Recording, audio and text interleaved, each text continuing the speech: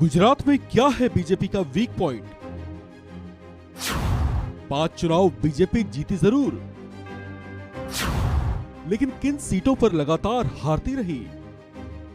Gujarat BJP का वो मजबूत गढ़ है जहां की सत्ता में वो लगातार 2 दशक से ज्यादा वक्त से कायम है और इतनी मजबूती से कायम है कि यहाँ चुनाव आते जाते रहे, लेकिन बीजेपी की जड़ें यहाँ कोई नहीं हिला सका।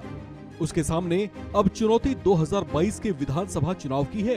हालांकि कहा जा रहा है कि आम आदमी पार्टी से उसे कड़ी टक्कर मिल सकती है, लेकिन बीजेपी ऐसी चर्चाओं के बीच भी गुजरात में अपनी जीत सुनिश्चित मानकर चल रही है। इसके पीछे कारण भी वाजिब है।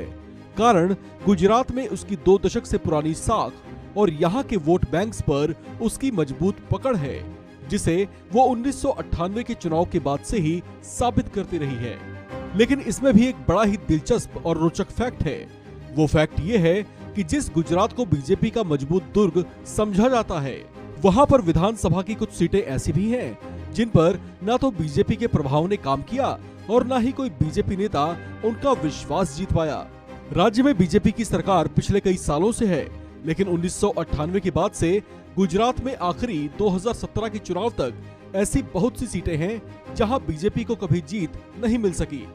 182 विधानसभा सीटों वाले गुजरात में लगभग दर्जन भर सीटें ऐसी हैं जिन पर नरेंद्र मोदी के मुख्यमंत्री रहते और फिर प्रधानमंत्री रहते हुए भी बीजेपी वहां कमल नहीं खिला सकी।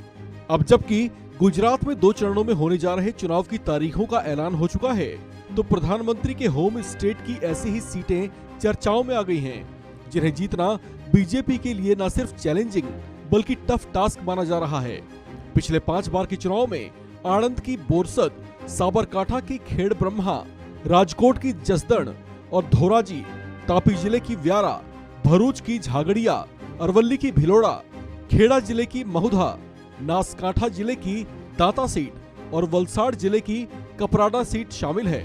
हालांकि कपराडा सीट 2008 के परिसीमन के बाद अस्तित्व में आई थी।